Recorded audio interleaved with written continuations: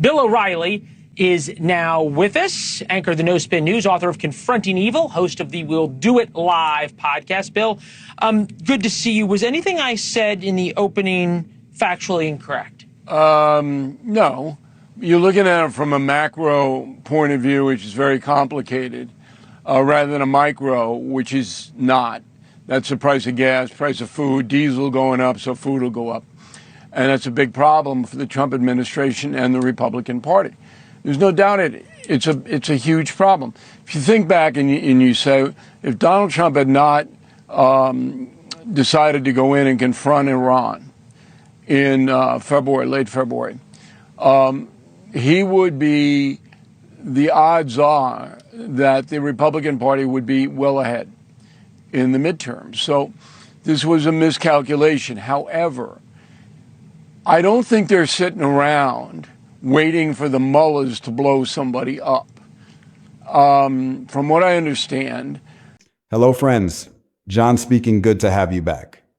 Speaker Mike Johnson flipped on Trump during a live event would be a political earthquake if true. It would signal a dramatic fracture in the Republican Party. But the accuracy of the claim remains unverified. The image is vivid, but the reality requires confirmation beyond the headline. But here's the truth, and I want to lay it out for you immediately because I genuinely don't like wasting your time on things that aren't real. Mike Johnson did not flip on Trump. He didn't renounce him. He didn't break with the administration. There was no dramatic live confrontation on Capitol Hill where Johnson turned his back on Trump in front of the cameras. None of that happened at all. What actually took place is way smaller, way more routine, and honestly, once you understand what it really was, pretty unremarkable compared to what the headline is promising. There is some kind of strategy that will involve a tougher approach on Iran. I don't know what it is. It's top secret classified. But Donald Trump's legacy is involved. It's personal to him now. Can't let the Iranians make him look like a loser, okay? Because he sees life in terms of winners and losers. And so I do expect something to happen that will at least jar the voters. And nobody can predict how that will come down. Okay, at least right now, the strategy publicly is this economic blockade of Iran. Here is President Trump talking about the issues you brought up, which is gas prices and therefore diesel prices and oil prices and how that makes everything more expensive. Here you go. So for you to pay a tiny little bit more for your gasoline, just remember you're doing it so that a very evil country cannot have a country. Really, it's the #1 state sponsor of terror in the world. Think about how a headline like this even works on you. The word flips is doing enormous work in that sentence. Flips makes you picture someone switching sides entirely, turning their back on everything they once stood for, becoming an enemy overnight. That's a huge dramatic word for what actually happened, which is a Speaker of the House making a fairly cautious comment about wanting a war to wind down. But flips sells way better than something more accurate like Johnson expresses mild preference for shorter war timeline. Nobody's clicking on that headline, even though that's actually the closer version of what really occurred. Here's what's real, and it's honestly worth understanding clearly. At a press conference on Capitol Hill, Johnson made a comment about the Iran war. He said the conflict needed to be brought to a resolution, and he wrapped up by saying, now we've got to wrap it up. That's it. We don't want to have them have a nuclear weapon. So remember that when you have to pay a little bit more, you're at $4. It's okay. I mean, it's I'll never apologize. I did the right thing. But you could, if you didn't have. And Bill, President Trump deserves credit. He is the only president in 47 years to confront the mullahs. You put them on your book, Confronting Evil, for a reason. Iran wants to do the same thing to Donald Trump that they did to Jimmy Carter. Is there any reason to think they won't be successful? Sure. We have much more power than they do militarily. And at home, the mullahs are banking on the American people turning against President Trump because they hate Trump. And they want Trump to lose the midterms, and the Democrats, who are softer on Iran, no doubt about that, to take over. But when the tax refunds start to show up at your house...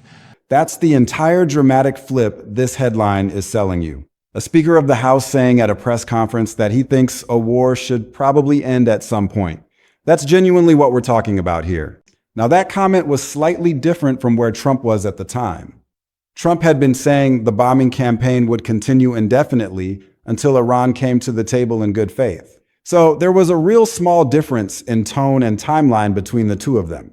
But a difference in opinion about how long a war should last is not the same thing as flipping on someone. That's like saying your friend flipped on you because they think you should probably wrap up a work project a little sooner than you planned.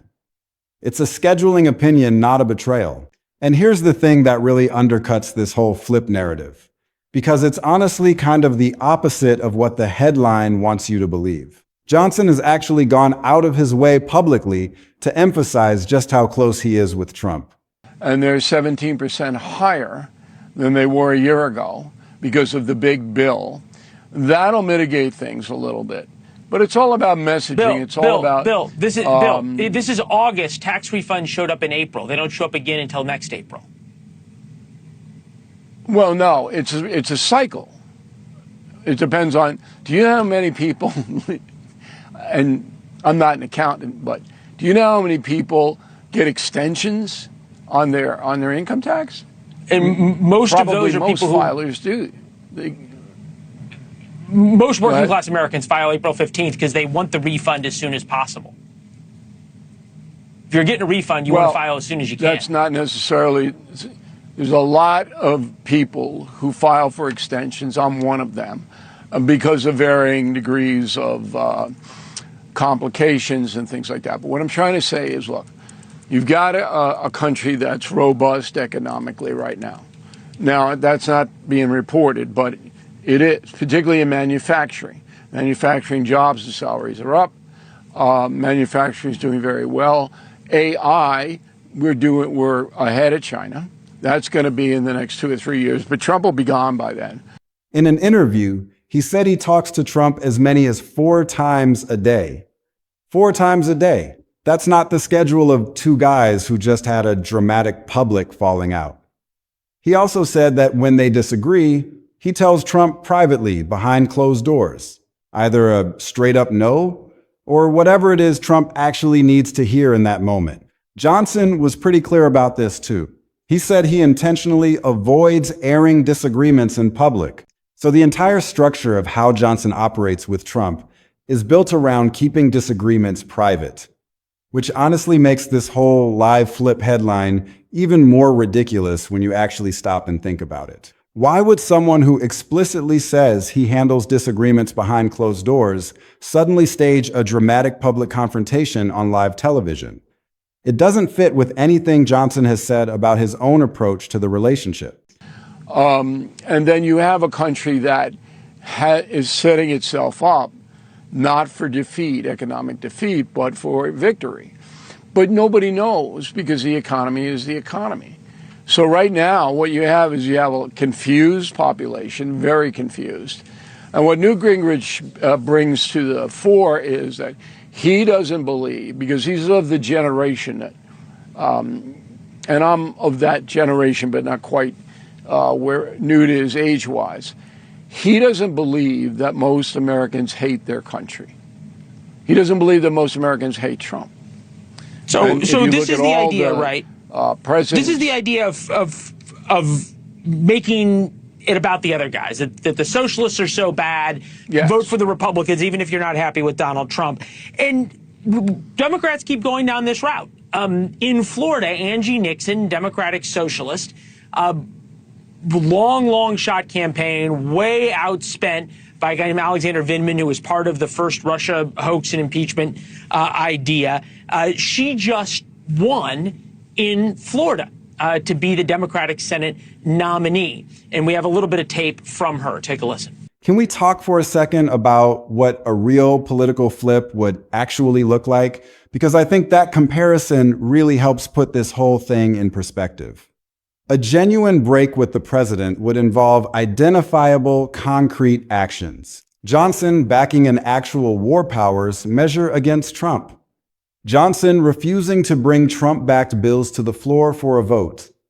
Johnson publicly withdrawing his support for the administration.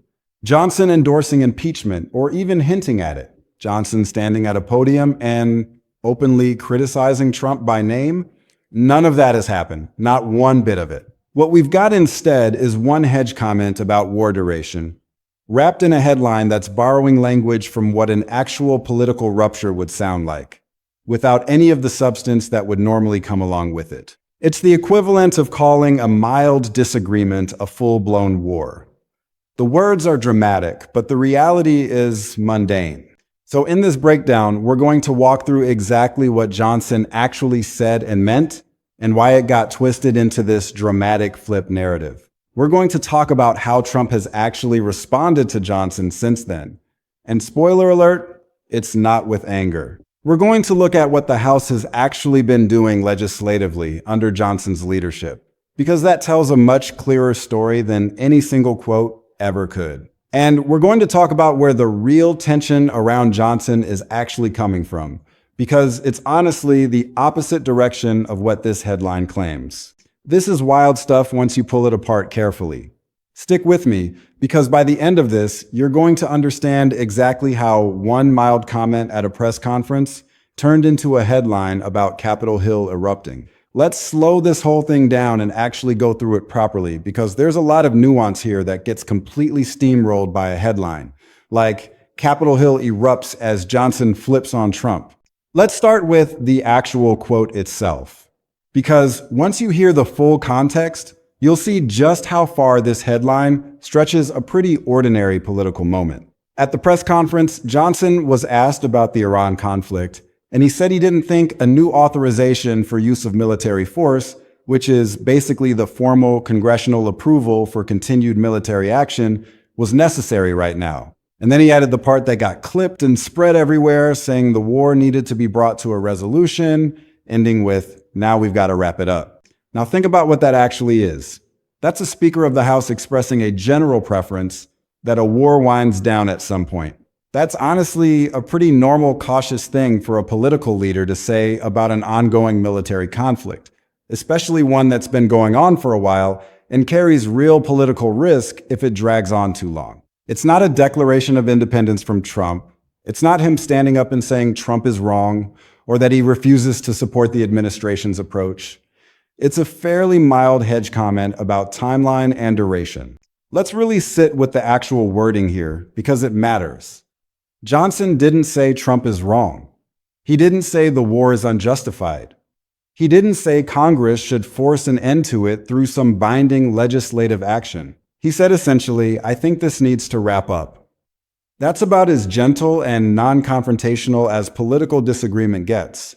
Compare that to what an actual rupture would sound like. Something more like, I completely disagree with the president's approach here, and Congress needs to step in and stop this. That's not what happened. What happened is closer to a mild policy preference expressed carefully at a routine press conference.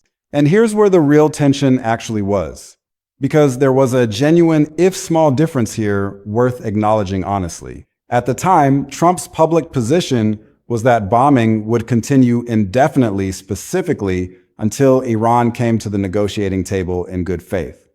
So Trump's stance was open-ended, keep going until they negotiate seriously. Johnson's stance was more like, let's actually try to wrap this up. That is a real difference in tone and approach. I'm not going to pretend there's zero daylight between those two positions because there clearly is some. But the size of that daylight matters a lot here. This is a difference over strategy and duration, not a difference over whether Trump or whether Johnson supports the broader mission or anything close to a fundamental break. It's the kind of disagreement that happens between a president and congressional leadership on basically every single administration in modern history, on all kinds of issues, not just this one. It's normal, it's routine, and it's certainly not newsworthy enough to justify a headline about Capitol Hill erupting. Now let's talk about how Johnson has actually described his relationship with Trump since then, because this is honestly the part that most completely destroys the flip narrative. In an interview, Johnson said he speaks with Trump up to 4 times a day. Let that sink in for a second. 4 times a day. That's an enormous amount of direct communication between two people who supposedly just had some dramatic public falling out. People who have dramatic public falling outs don't typically speak 4 times a day. That's the communication schedule of people who are in constant coordination, not people who are at war with each other. And he went further than that too. He described how when they actually do disagree on something, he handles it privately. He said he tells Trump no, or tells him what he needs to hear behind closed doors, not in front of cameras, not at press conferences, not through some dramatic public confrontation. Johnson specifically said he avoids airing disagreements in public. So think about that in the context of this headline. The headline is claiming a live public flip happening right on Capitol Hill in front of everyone. But Johnson himself has explicitly described his entire approach to disagreement with Trump as something that happens quietly, privately, away from cameras. Those two things just don't fit together at all. If Johnson's whole operating philosophy is to keep disagreements private, why would he suddenly stage a public confrontation on live television? It makes no sense. It contradicts everything he's said about how he handles his relationship with the president. The only way the headline works is if you completely ignore Johnson's own description of his relationship with Trump, which is exactly what the people pushing this narrative have done. And let's talk about how Trump himself has actually responded to Johnson. Because if there was a real dramatic break happening, you'd expect to see that show up in how Trump talks about him publicly, right? But that's not what's happening. Trump has continued to praise Johnson. He's called him great. He's called him a fantastic person. Meanwhile, Trump has actually been directing a lot more public frustration towards Senate Majority Leader John Thune and Senate Republicans generally over stalled legislative priorities. So if you're looking for where Trump's actual public frustration with congressional leadership is pointed right now, it's mostly aimed at the Senate, not at Johnson in the House. That's honestly the opposite pattern from what this fake flip headline would predict. Think about how presidents typically react when they feel genuinely betrayed by an ally. Trump specifically has a well-known pattern here. He tends to respond publicly and pretty forcefully when he feels someone has crossed him. That's not exactly a secret. It's a pattern that's shown up plenty of times before with various political figures over the years. So if Johnson had actually flipped on him in some meaningful way, you would expect Trump's public commentary to shift accordingly. Maybe some pointed criticism, maybe some public distancing. Instead, what we're seeing is continued warm public praise directed at Johnson specifically, while genuine frustration gets aimed at a completely different target, the Senate. That contrast alone tells you a lot about which relationship is actually experiencing real tension right now. Now, let's look at what Johnson's House has actually been doing, because actions tend to speak a lot louder than a single quote pulled out of context. The Republican-led House under Johnson has been moving forward with major Trump priorities. We're talking about a massive budget framework specifically tied to the Iran war, farm aid legislation, and Trump's voter ID legislation. Think about that for a second. If Johnson had genuinely flipped on Trump, if he really broke in with the administration in some meaningful way, you would expect to see that show up in how the House is actually operating, right? You'd expect stalled Trump priorities, blocked legislation, some kind of visible resistance from House leadership. But that's not what's happening. The House, under Johnson's leadership, is actively advancing the exact kind of big-ticket items Trump wants passed. That's about as far from flipping on someone as you can get, legislatively speaking. And honestly, this is really where you find the truth in any political story like this. Not in a single soundbite, but in the actual legislative record. Words are cheap, especially in politics. Everyone says things at press conferences that get parsed and clipped and reinterpreted. But moving a massive budget framework through the House takes real coordination, real political capital, and genuine leadership commitment to getting it done. You don't accidentally pass major legislation like that while simultaneously staging a public rebellion against a person whose priorities you're advancing. Those two things just don't happen at the same time in any realistic version of how Congress actually functions. So where is the real tension around Johnson actually coming from? Because there clearly is some tension in the story, just pointed in a completely different direction than the headline suggests. The actual pressure on Johnson has largely come from House Republicans who think he doesn't push back enough against Trump or the White House. Some GOP lawmakers have complained that Johnson is too deferential, too willing to just go along with what the administration wants, not that he's leading some kind of revolt against Trump. So if anything, the real internal Republican criticism of Johnson is basically the opposite complaint from what this headline is implying. Instead of some lawmakers saying Johnson has betrayed Trump, you've actually got lawmakers saying Johnson isn't independent enough from Trump. That's a fascinating detail that gets completely lost when you're just looking at a flashy headline about Capitol Hill erupting. And honestly, that's a genuinely interesting internal Republican dynamic worth sitting with for a second because it flips the entire premise of the fake headline on its head. Instead of Johnson being viewed as some kind of disloyal figure inside his own party, the actual criticism runs the opposite way. Some members want him standing up to the White House more, not less. That's a much more textured, much more realistic picture of the tension inside House Republican leadership right now. And it's honestly a lot more useful to understand than a fake dramatic flip that never actually happened. So when you put this all together, here's the actual picture. You've got one mild hedge comment from Johnson about wanting the Iran war to wind down at some point, made at a routine press conference. You've got Johnson himself describing an extremely close, frequent relationship with Trump, built specifically around keeping disagreements private. You've got Trump continuing to publicly praise Johnson while directing his frustration elsewhere, mainly at the Senate. You've got the House actively advancing Trump's major legislative priorities under Johnson's leadership. And you've got the actual internal Republican criticism of Johnson running in the opposite direction, that he's too loyal, not that he's rebelling. Take all of that, and somehow it got flattened into a headline claiming Capitol Hill erupted because Johnson flipped on Trump live. It's the classic misinformation playbook in action. Take a small, routine comment, strip it of all context, attach a dramatic narrative, and present it as breaking news. The headline grabs attention, but the reality is far less interesting. Let's break this down into some simple points because once you lay it all out clean, this whole flip narrative just kind of collapses on itself. First and most importantly, a policy comment is not the same thing at all as a personal or political break.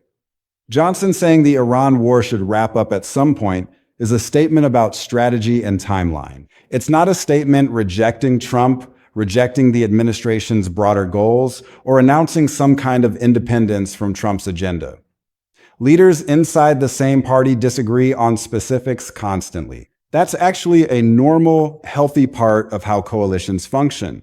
The difference between disagreeing on when a war should end and flipping on someone entirely is honestly massive. And this headline treats those two things as if they're basically the same when they're really not even close. It's like saying someone flipped on their spouse because they disagreed about what to have for dinner. The words are dramatic, but the reality is mundane. This is honestly one of the very clearest pieces of evidence against this whole flip story. Johnson's own description of his relationship with Trump directly contradicts the idea of a live public confrontation. Talking 4 times a day, handling disagreements privately, specifically avoiding public airing of disputes. That's not the behavior pattern of 2 people locked in some dramatic public feud. If Johnson genuinely wanted to signal a real break with Trump, the natural thing would be to do exactly what he says he avoids. Make a big public statement. Hold a press conference specifically about disagreeing with the president. Instead, he's describing a relationship built around discretion and loyalty, even when disagreements happen. Let's talk about what Trump's own actual public behavior tells us. Because honestly, this is a pretty reliable signal. If Trump felt genuinely betrayed or undermined by Johnson, you'd expect some kind of public reaction, criticism, maybe even the kind of pointed comments Trump has been known to make about people he feels have crossed him. But that's not what's happening here at all. Trump's been calling Johnson great, calling him a fantastic person. Meanwhile, his actual frustration with congressional leadership has been aimed squarely at the Senate, specifically at John Thune over stalled priorities there. So watching where Trump actually directs his public frustration tells you a lot more about the real state of these relationships than a single out-of-context quote ever could. If there was genuine tension between Trump and Johnson, Trump would be directing his frustration at Johnson. But he's not. He's directing it at the Senate. That's a pretty clear signal about where the real problems are. This might be the most important point of all. Look at what the House has actually done under Johnson. Not just what one person said at one press conference. Advancing a massive Iran war budget framework, moving farm legislation forward, pushing Trump's voter ID legislation through the process. These are major substantive Trump priorities, and they're moving forward under Johnson's leadership as Speaker. If Johnson had genuinely flipped, you'd expect to see real legislative consequences, stalled bills, blocked priorities, visible resistance from House leadership. Instead, you're seeing the opposite. Active movement on exactly the kind of big agenda items Trump wants passed. Actions like that tell you a lot more about where someone actually stands than a single soundbite pulled from a press conference and stripped of all its context. This is the point that should settle the whole debate, because legislative outcomes are about as concrete and undeniable as political evidence gets. Way more reliable than trying to read some hidden meaning into a couple of sentences at a press conference. So here's where things actually stand right now.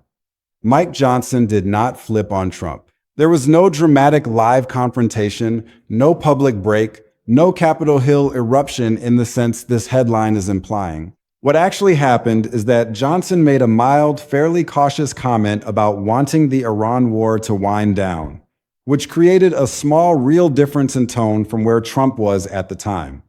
But that's genuinely it. Johnson himself has described an extremely close relationship with Trump, built on frequent private communication and intentionally avoiding public disagreement. Trump has continued praising Johnson while directing his actual frustration at Senate Republicans instead.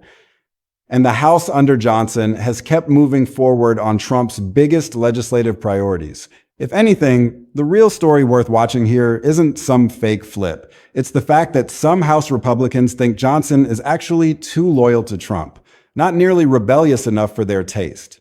None of this means the Iran war debate itself isn't worth watching closely, because it genuinely is. It reveals real tension inside the Republican coalition over military objectives, over how much say Congress should have in war powers, and over the political risk of letting a conflict drag on too long. Johnson's comment about wrapping things up reflects a legitimate concern many Republicans privately share, even if most of them, like Johnson, aren't saying it loudly in public. That's a real dynamic worth tracking. It's just not the dramatic personal rupture the headline wants you to believe happened. And that's honestly the more interesting thread going forward. This quiet tension inside the House Republican Conference over how independent Johnson should really be from the White House. That's a real ongoing dynamic worth watching closely, especially as more legislative fights come up where Johnson has to balance loyalty to Trump against pressure from his own members who want him pushing back harder, particularly as the Iran conflict continues to evolve in the months ahead. The claim that Mike Johnson flipped on Trump is false. He made a routine comment about war duration, not a live break. The real story is the quiet tension inside the Republican conference, not the dramatic fiction the headlines are selling. I'll track what's actually happening.